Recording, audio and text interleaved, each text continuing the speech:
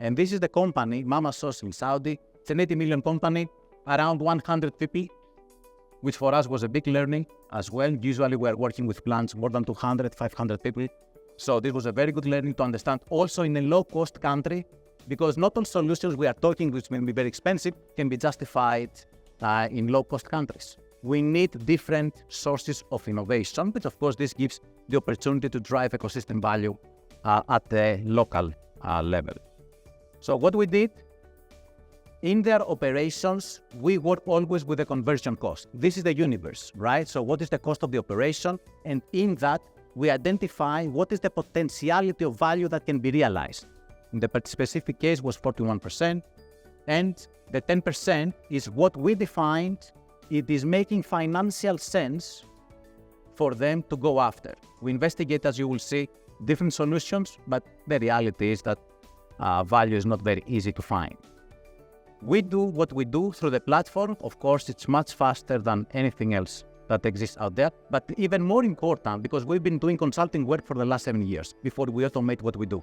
The last 7 years, of course, we're coming to a client, giving them 2-3 scenarios of strategies. This doesn't work. This doesn't work because the reality is they want to have their say as well. So they want to be able to create what-if scenarios and simulate how will Industry 4 would look for them. With what can it be combined? Can it be with automation? Can it be with digital? Can it be with OpEx? Do they need to install old school type of automation? Do they need to upgrade trainings? I mean, old school trainings, we're talking about work process optimization. I'm not talking about fancy stuff here, right? Still, there is value into these things. So the first thing that we did is identify the value in the operations. And this was to around 4 million SR. This is like $1.5 million. Think the cost, $1.5 million, right? And this is around 40% of the operation. We talk about a conversion cost of around $3 million. You don't find this in 100 people. You don't find this in the West. Yeah, it's a very, very, very low cost. It's a very challenging exercise to drive scale there, especially with fancy new digital or automation solutions.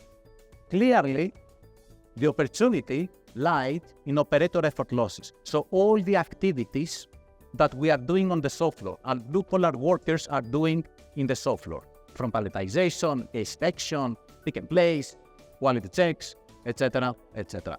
So the focus directly from a financial point of view lies here. No need to look at the other buckets.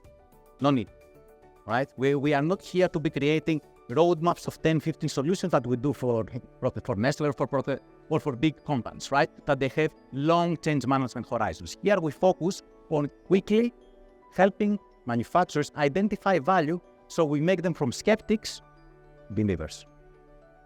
Once we identify the value, then we proceed in understanding what is the use cases. So we've seen is on operator effort losses, and then we see that the top use cases is on manual case forming and palletization.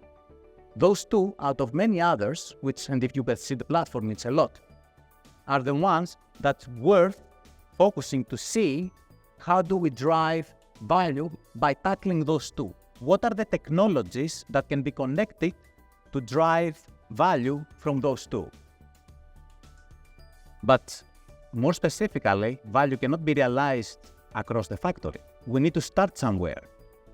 The factory is a lot of different islands of operations. So we need to find the lines, the workstations that they have the biggest value.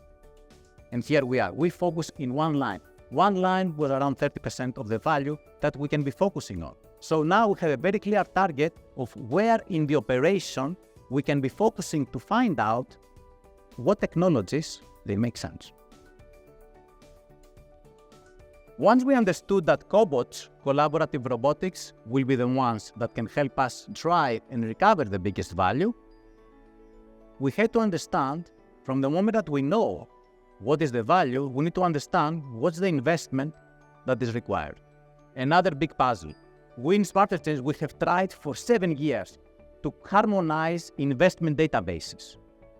It's a very difficult thing to do, especially as technology evolves and we have many different business models. So you can have something you can buy as an asset from one vendor, another version is giving you as a software. So it is a bit of a mess thing to really standardize and automate this. We haven't lost hope. We are going to continue towards this direction, but still, it is a very challenging exercise.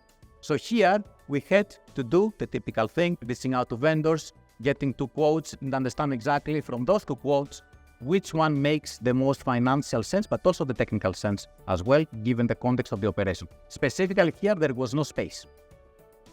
Small operation, there is no space to put the robots. So you need to also rethink plant layout design, which is not an easy operation to do. Once we figured this out, we ran quite a few different multiple scenarios.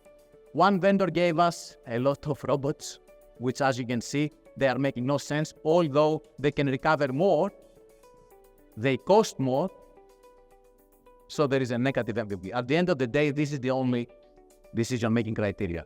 Do I make money or do I not make money by the investment? And if yes, when? This is the only thing that really matters. We ended up focusing in 2 from the actual 10 robots, in 2 robots in 1 line that they drove a positive NPV. Now, is this the best NPV you can have for 100K? It's not. But given the new thing that it is a new capability, you need to start by convincing people that this is the way forward. They need to have something positive that can drive change. You bring a robot into the operation that is completely manual, you change a bit the perspective, they have to be thinking differently about skills, you generate new ideas. The people on the floor, they know much better than anybody else outside us, the consultant, software, whoever, what needs to happen, what we need to drive. They need to have real practical use cases to see and believe that there is value in this world of increasing technological complexity. Once we approved from the board the business case, next step is reaching out to understand which from those different initiatives made sense to reach out to get financing from.